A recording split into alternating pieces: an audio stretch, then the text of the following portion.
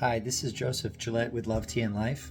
I wanted to make some comments about what's going on today as a trader, just to explain actually just what it is and the tariffs, because there's a lot of confusion and misleading things going on, and obviously each side is promoting their own opinion, but I just want to say what the proposals are that the US government is going to do, led by Trump. And that is basically we want to level the playing field. So we want to put the same tariffs on foreign goods as they have on us.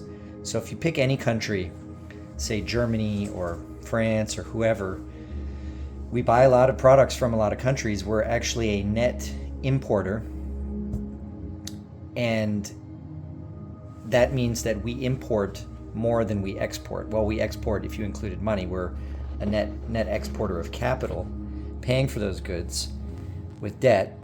But the tariff plan is basically to level the playing field. So if we do not put a tariff on German cars, but Germany puts a 20% tariff on American cars, we're going to put a 20% tariff on German cars.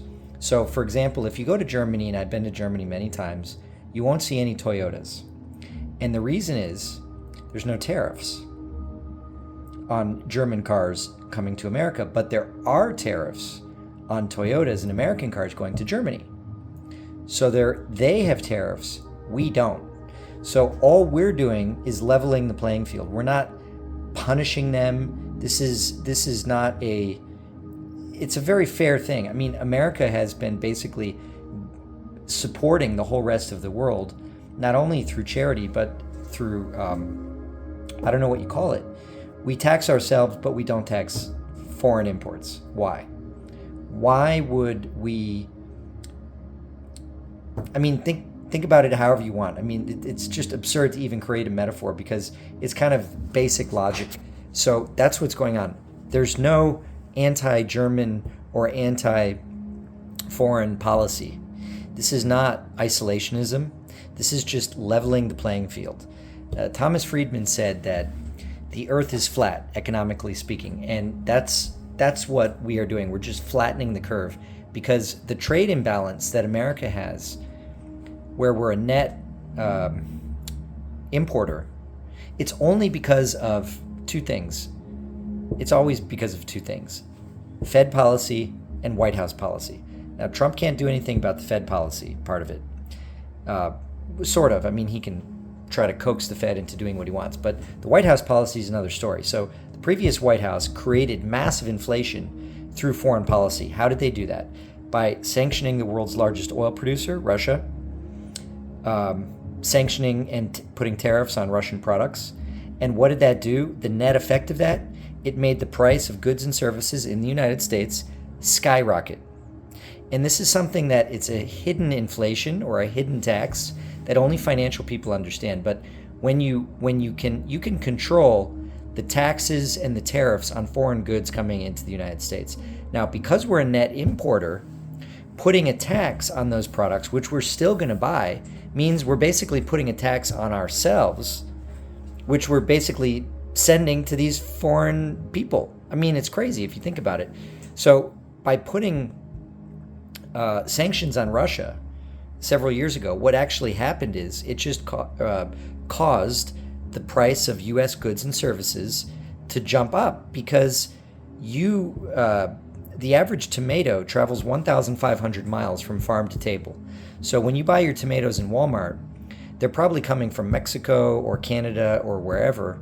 And forget the country by country trade issue for the moment. It's crazy where, like, when I lived in South Carolina, I remember one time there was a guy who's just an amazing landscaper, and he had a nursery, and I used to buy trees from him.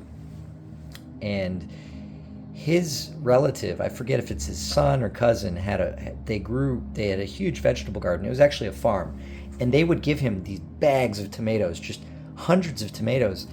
And I mean, they were the best tomatoes I ever ate in my life. And the wife said, like, how did you make them? They were big like beefsteaks, but they were juicy, like they were just like a fruit. It was a real fruit. I mean, you could eat the tomato like you would eat an apple. It was that tasty.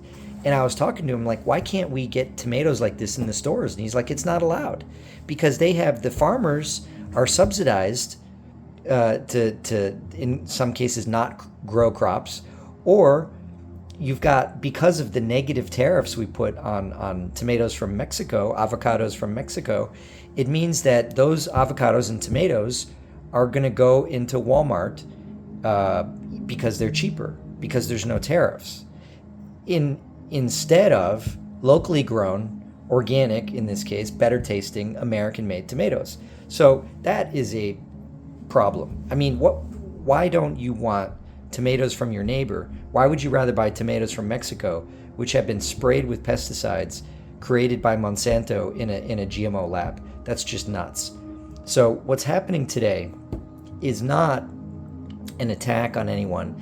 It's actually not that drastic of a thing. There's really no drama. I think people are overreacting, but here's the thing to understand. We're just going back to a flat regime. That means you tax us, we tax you. That's it. That's how simple it is. And so we're just doing a flattening rebalance. So if the reaction to the rebalance, where everything is even, the foreigners are going to put even more tariffs on American exports, that's fine. We'll domestically consume everything, but that's not fair. And the whole point of what Trump is doing is to create a fair playing field. He's not trying to punish foreigners. It's just that these unfair policies have eaten away at the U.S. economy like a cancer, where Apple and the big producers, whether you look at whatever sector, whether it's energy or technology, all the production since the 1950s and 60s moved away from the United States. And how this is connected to the financial system. When we created Bretton Woods, the US dollar was as good as gold. And that was the basis of the world economy, that the US dollar was the global reserve. So you could go to Cuba or Russia or anywhere and exchange your foreign currency for US dollars. And if you look at the central banks, all of those foreign currencies are backed by the US dollar. Even Russia, to this day, their central bank keeps US dollars as a form of reserve. Now, since the sanctions, they've shifted more into gold and euros and yuan, which is also a stupid thing that the previous administration did. It's like intentionally trying to crash the dollar. But anyway, the point is that when Bretton Woods was created, the US was the only country which was not destroyed that had a manufacturing base. So we created the Marshall Plan and rebuilt the entire world. So Japan, Germany, all these countries were rubble. There was nothing there. I mean, there were some survivors living in whatever buildings were not destroyed. There was nothing. World War II was very destructive. It was just a mass bombing of the whole planet. So after World War II, the United States said, okay, we are going to give you money. That was called the Marshall Plan. But in exchange, you have to use US dollars. So Nixon furthered this with the Arabs in a deal that he characterized as triangulation with the Chinese and the Arabs to basically create the petrodollar. He said, we will support you, Saudi Arabia, we will protect you, Israel, and he made these security agreements in exchange for selling oil in dollars, and that's why we have the petrodollar. But all of this system is based on a U.S. manufacturing capacity, and that has been eroded. So after World War II, when we created the Marshall Plan, the only reason we were able to do that is not because we won the war, is because we had all the factories. That's the whole point. The reason we won the war was for two reasons. Freedom. And what I mean by that is the U.S. morals and ethics and democracy and libertarianism and freedom and justice and a fair legal system, that's what attracted Oppenheimer and Einstein, well, maybe not Oppenheimer, but the foreign German and European non-U.S. scientists came to the United States because they might have been killed in Europe. So who wants to be killed? So the point is that when you have a free and open democracy, it's going to attract innovation and intelligence and free minds and free markets. That's what makes America great. And because we attracted Einstein and these people who, with the Manhattan Project, created the bomb. We won the war. That's number one. Number two, why we won the war, manufacturing. We switched all of our factories to start making war machines. Instead of cars, we made Hummers and Jeeps and tanks, and the Bradley tank, and all the weapons, the bombs, everything, bullets. People planted. I mean, there were.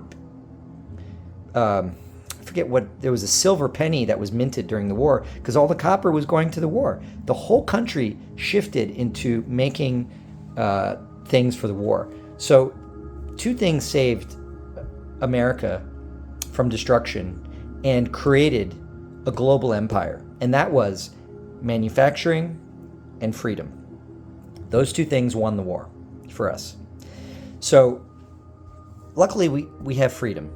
We were eroding our freedom. We're going down a very dark path into authoritarianism under a group of really strict globalist oligarchs, and now we're on a path of freedom, so that's good, but the manufacturing base has been eroded.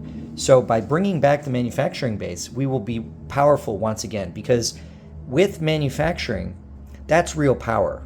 The US dollar, they say, oh, the US dollar is backed by nothing. It's backed by it's a fiat currency. The fiat is just the voice of the king. The king says it's worth something. That's not true. The US dollar is backed by the entire US system. I sarcastically say that the US dollar is backed by bombs. And there are many cases where, like in Iraq, they went to foreign currency and they got bombed like months later. But the US dollar is actually backed by the entire US system. It's not the central bank. The central bank just supports the financial system. What backs the US dollar is freedom, manufacturing, and innovation. And those things will always support, and a free and open democracy, those things will always support a healthy economy. And that is sustainable. Authoritarianism or communism or any of these isms or any of these other alternatives don't work. I mean, you can do it, but your economy is not going to grow. Like in World War II, who wanted to live in Nazi Germany? I mean, how many people were in America raising their hand, oh, I want to go live with Hitler? You know, how many? Zero. And millions of people came to the United States. And those people that did created the bomb. We won the war. And Einstein created lots of other things. And there's millions of other examples of people who emigrated to America. Why did they choose to come to America? Because of these things I mentioned. And so manufacturing is a very huge leg of this stool. And we don't have that. And because we have the other parts of the stool, which are like shareholder rights, consumer protections, things like that, we've been able to kind of stabilize the stool without the manufacturing. And we do have some manufacturing. We still make quite a number of things. It's just very disbalanced. So by bringing back the manufacturing, our stool, you will not be able to knock it over. It'll be just like steel roots in the ground. And it really will make America great again, and that is their plan. So it's nothing that's negative. It's just leveling the playing field. This is Joseph Gillette with Love, Tea, and Life. Have a great day, and stay safe in markets. This is going to be good for the long term for the market, but in the short term, we're going to experience some pain.